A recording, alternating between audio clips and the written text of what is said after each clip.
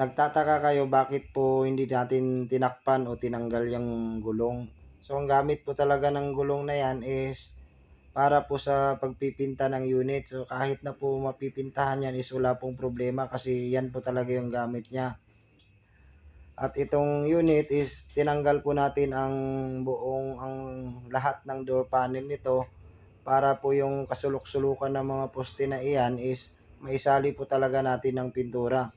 So halos shell lang po talaga yung naiwan dito. So wala po itong mga radiator, mga reservoir, tinanggal po natin yan para po matatamaan po lahat ng pintura. So yung ibabaw po niyan is nauna na po natin napintahan.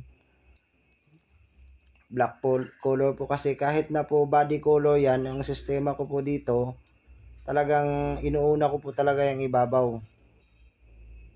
Tapos tatakpan kapag magpipinta na ako dito sa ilalim.